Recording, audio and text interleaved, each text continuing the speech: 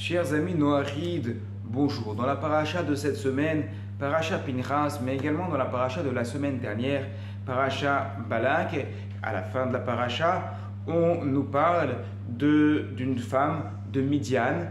On va bien insister sur son nom, Cosbi Bat Tsour, qui d'après le Midrash était la fille du prince de Moab, la fille de Balak, qui est venue débaucher le prince de la tribu de Shimon, Zimri ben Salou, jusqu'à ce que Pinchas intervienne et mette fin à cette débauche publique. Alors on comprend qu'on va mentionner le nom du prince, ça concerne les Bnei Israël. Mais pourquoi la Torah insiste-t-elle pour mentionner le nom de cette femme non juive qui a participé à cette débauche et qui a été sanctionnée puisqu'elle a été tuée, exécutée par Pinchas autant que Zimri ben Salou. D'abord précisons que le nom de Cosbi Bat Tsour, Cosbi on retrouve le mot kazav qui veut dire le mensonge, dans le sens qu'il y a un mensonge dans son action, il y a un mensonge dans cette démarche. Alors nos maîtres proposent plusieurs explications pourquoi la Torah insiste sur le nom de cette femme.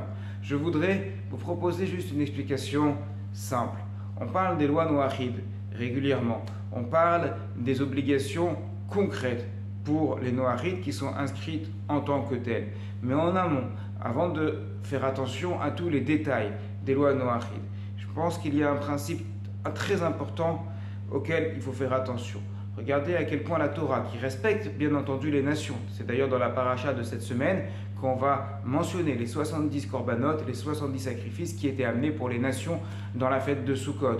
Mais malgré tout, la Torah fait extrêmement attention au fait que la religion juive, pour les Bnei Israël, doit être transmise entre juifs, qu'un juif se marie avec une juive et qu'une juive se marie avec un juif, toujours bien entendu dans le respect total de l'humanité entière et de tous les peuples. Alors on s'adresse en même temps aux Noachides ici, en mentionnant le nom de Cosbi Bat Tsour, en leur disant, regardez, vous qui êtes Noachide, vous qui n'êtes pas juif, vous êtes aussi concernés. En tant que Noachide, vous ne devez pas vous mettre en couple avec des juifs. Si vous êtes une femme Noachide, vous ne devez pas être en couple avec un homme juif. Si vous êtes un homme Noachide, vous ne devez pas être en couple avec une femme juive. Certains diront, c'est évident, c'est fondamental. Oui, mais il faut le préciser, c'est quelque chose de vraiment important. Chacun a sa place. Les Bnei Israël sont avec les Bnei Israël, les Noachides sont avec les Noachides. Après, nous faisons des cours ensemble, nous partageons ensemble. Bien entendu, il y a un partage, mais pour que le partage soit efficace, il faut garder cela, il faut garder bien entendu ce respect qu'un juif se marie avec une juive et qu'en tant que Noachide, on ne doit pas intervenir, on ne doit pas participer à un mariage mixte puisque la Torah ne stigmatise pas uniquement le juif qui s'est mis avec la non-juive, elle ne stigmatise pas uniquement Zimri ben Salou, le prince de la tribu de Shimon, mais elle stigmatise également Cosbi Bat Tsour.